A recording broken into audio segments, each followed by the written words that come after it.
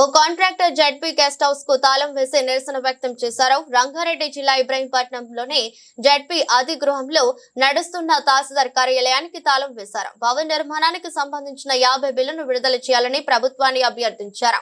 పట్టణంలోని జడ్పీ అతిథి గృహ భవనాన్ని దాసయ్య అనే కాంట్రాక్టర్ నిర్మించారు. దానికోసం 50 లక్షలు వెచ్చించారు. భవన నిర్మాణం పూర్తయి చాలా కాలం అవుతున్నప్పటికీ తనకు బిల్లు చెల్లించలేదని వాపోయారు. జడ్పీ గెస్ట్ హౌస్ భవన నిర్మాణానికి సంబంధించిన 50 లక్షల బిల్లును రావాల్సింది. ఎంఆర్ఓ ఆఫీస్ శిథిలావస్థకు చేరుకోవడంతో జడ్పీ గెస్ట్ హౌస్ నిర్మాణాన్ని త్వరగా పూర్తి చేయాలని ఏఈ ఆదేశించారు. తీరా నిర్మాణం పూర్తయి చాలా రోజులు గడుస్తున్నా బిల్లుల విషయమై ఏఈ కానీ ఇతర అధికారులు కానీ స్పందించడం లేదు. భవన నిర్మాణానికై 50 లక్షల అప్పుకు లక్షలు మిత్తి అయింది. లక్షకు 3 మిత్తి చొప్పున తీసుకొచ్చి కడుతున్నా ఇదే ఆఫీస్ లో ఉన్న 20 గంటలు భూమిని అమ్మి ఇక్కడే రిజిస్ట్రేషన్ చేయించా. వచ్చిన డబ్బుతో ఇక్కడే అప్పులు ఇచ్చిన వారికి పంచాను. అయినా అప్పు తీరకపోవడంతో ఆన్సిల్ లో ఉన్న 120 గజాల ఫ్లాట్ ను అమ్మాను. అయినప్పటికీ అప్పు తీరకపోవడంతో రుణాలు ఇచ్చిన వాళ్ళు ఇంటికొచ్చి గొడవ చేయడంతో పాటు తాళం పెట్టారు. కాంట్రాక్టర్ గా ఉన్న తాను రోజు కూలీగా మారిపోయానని చెప్పారు. ఇప్పటికైనా దయ తలిచి తనకు రావాల్సిన డబ్బును ఇప్పించాలని కోరుతున్నారు. నేను నా పేరు జానయ్య, గండికోట జానయ్య, నాది ఇబ్రహీంపట్నం మండల్ కోల్కంపల్లి గ్రామం. నేను మండల్ జడ్పీ గెస్ట్ హౌస్ పూర్తి చేసి మొత్తం పూర్తి అయిపోయింది. దాని డబ్బులు 50 లక్షల రూపాయలు రావాలి.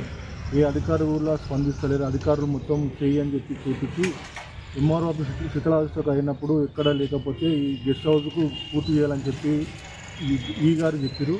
ఈ గారు ఆదేశాల ప్రకారం మొత్తంలో టోటల్గా 50 లక్షల రూపాయలు పెట్టి పూర్తి చేసిన గెస్ట్ హౌస్ పూర్తి చేసినా కూడా ఈ గారు కానీ ఎవరు స్పందిస్తలేరు. స్పందించకపోతే 50 లక్షల అప్పుకు మొత్తం ₹3 మిత్తి లేక నెలకు 1,50,000 రూపాయలు మిత్తి అయిపోతుంది.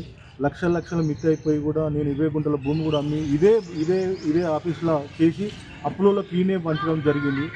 అదే కాకుండా మళ్ళా సరిపోతే కూడా మళ్ళీ నా ఎంజాయ్లో సొంతం ప్లాట్ కూడా 120 గజాల ప్లాట్ కూడా అమ్మి కూడా కడితే కూడా అప్పులు తీరకపోతే నా ఇంటికి వచ్చి కూడా అప్పులలో నాన్న అవస్థ పెట్టి నా ఇంటికి తాళం పెట్టి నాన్న అవస్థ పెడతా కూడా అని పెట్టి కూడా నన్ను కన్నా బాధ పెడుతురు. ఆ బాధ ఎగలేక కూడా ఒకనాడు నేను సూసైడ్ చేసుకోవడం జరిగింది.